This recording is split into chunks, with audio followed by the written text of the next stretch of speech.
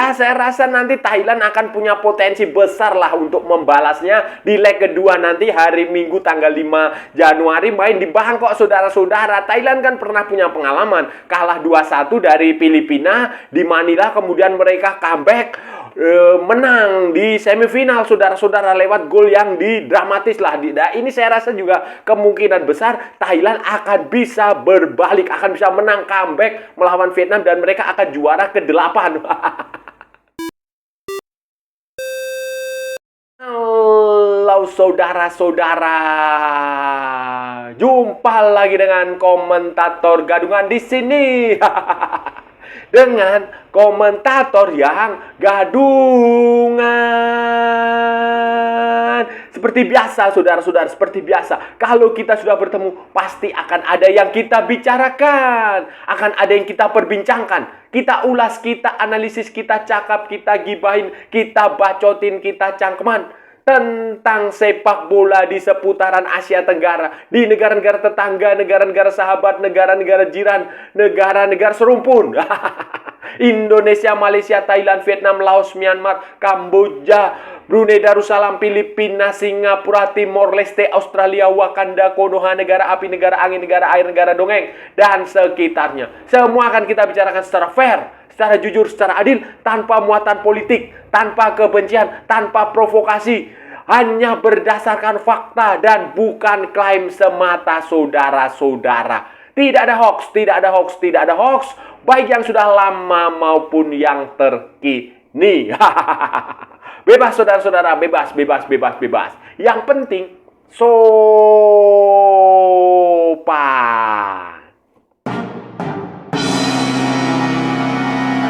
Jadi begini, saudara-saudara, jadi begini.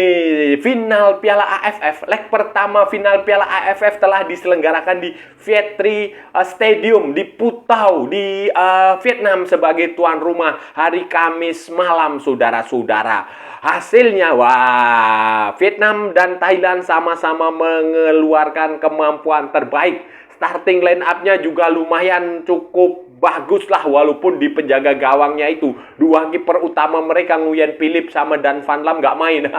Tidak dimainkan, tetapi si Nguyen Din Trieu itu yang menjadi dimainkan, tetapi tampil dengan kekuatan yang bagus. Walaupun saya seperti Nguyen Quang Hai dan Nguyen Tin Lin hanya duduk di bangku cadangan, tidak masuk starting line up, tetapi ada Rafaelson di situ kan.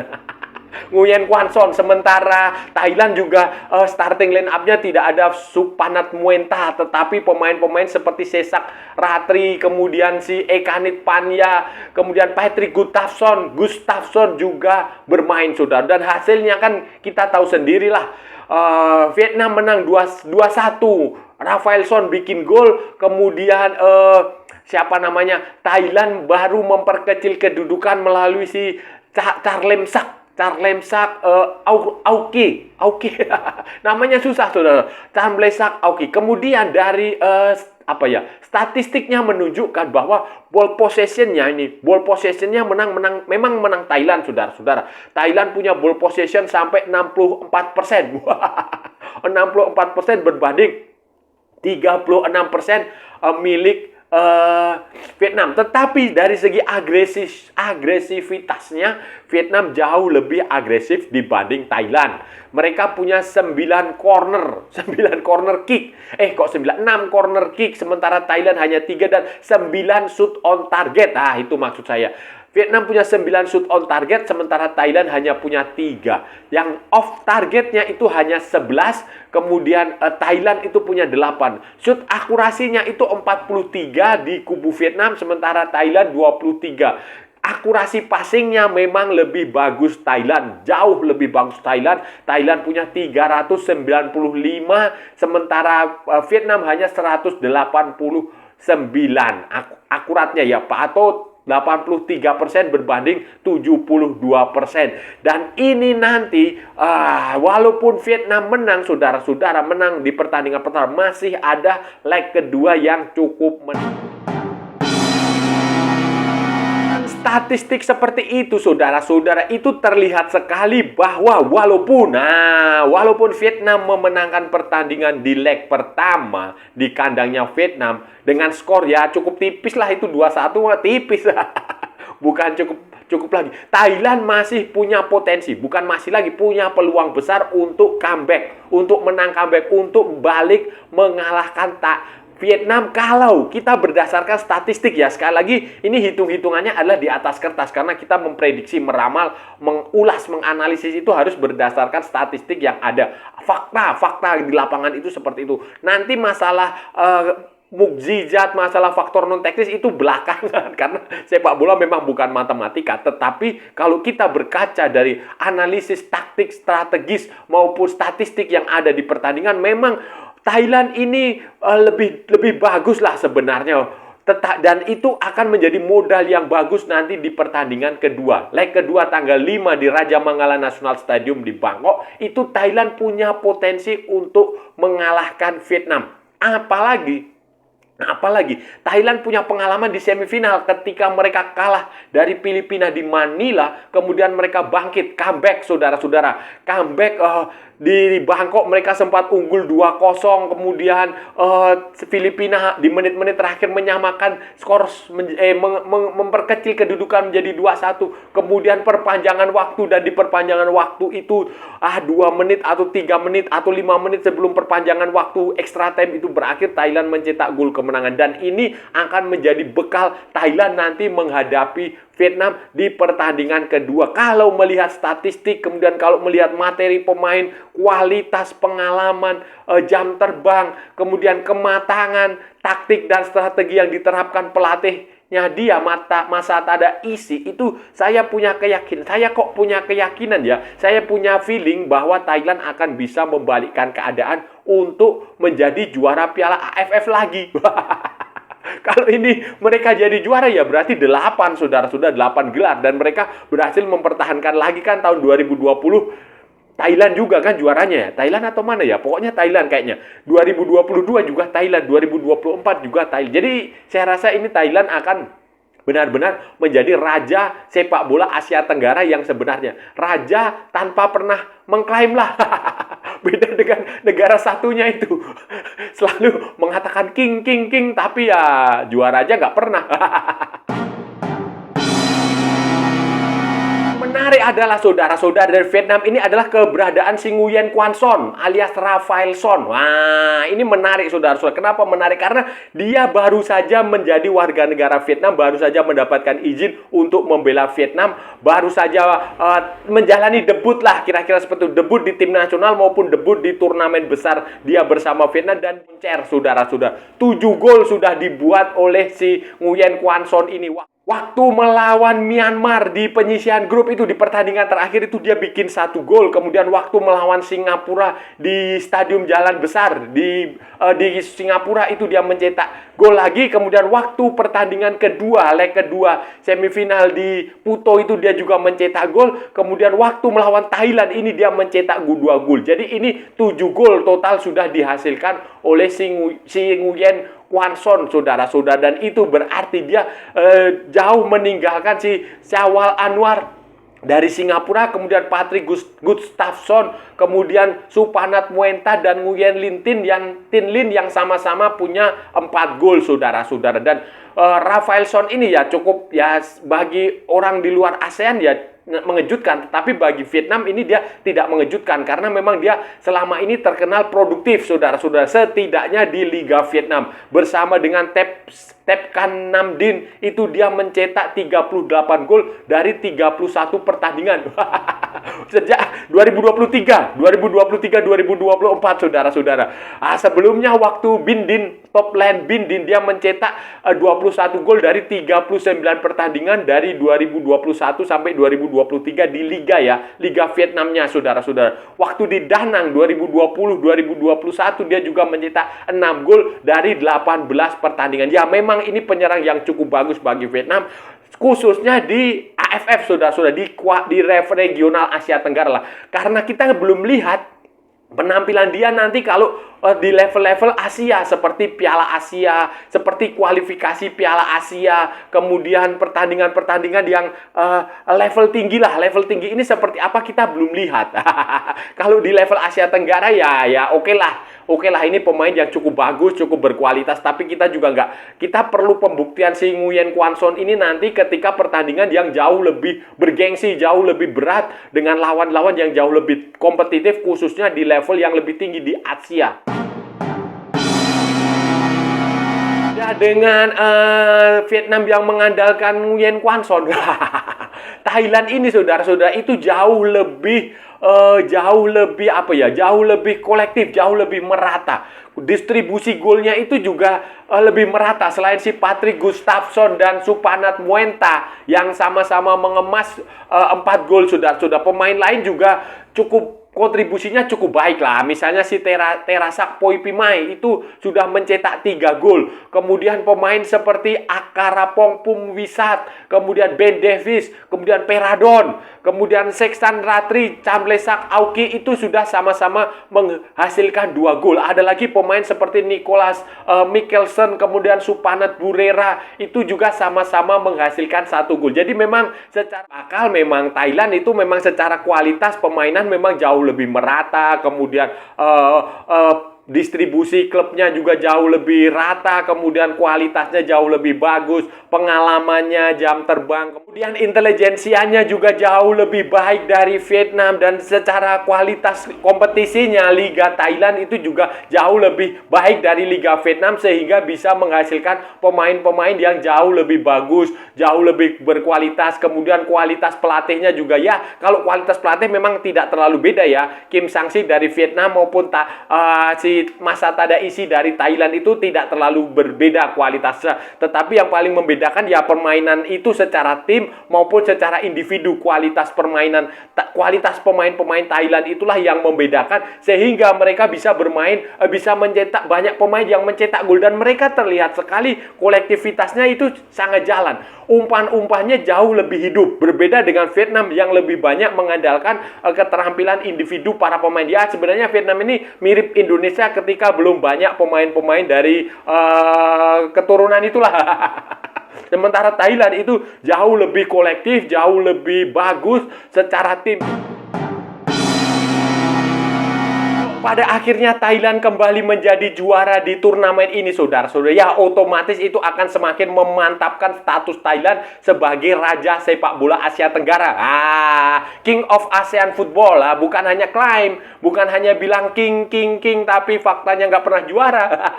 Ini benar-benar king, saudara-saudara. Karena sebelumnya Thailand itu selalu juara. 7, saudara-saudara. 7 kali mereka juara di turnamen ini sejak Piala Tiger tahun 1996 pertama kali digelar, mereka juara. Kemudian tahun 2000, 2002, 2014, 2016, 2020, dan 2022.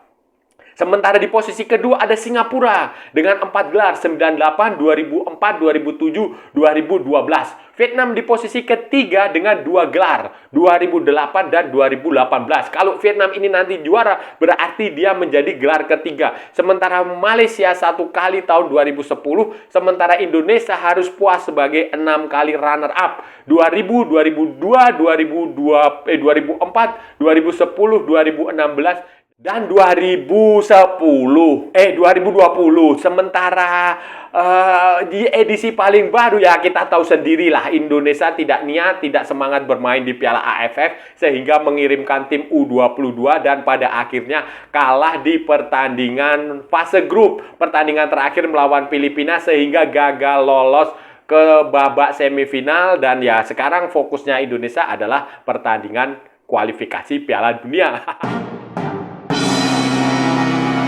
Indonesia memang tidak menjadikan Piala AFF sebagai prioritas, ya prioritaskanlah nanti ke Piala Dunia itu aja, sudah situ. Kalau kita bisa lolos ke Piala Dunia itu kan jauh lebih membanggakan daripada kita juara 7 kali Piala AFF atau 8 kali Piala AFF atau 4 kali Piala AFF atau berapapun Piala AFF tapi nggak pernah ikut Piala Dunia. Itu Piala Dunia jauh lebih membanggakan daripada sekedar menjadi juara di Piala AFF. Itu kalau kita lolos.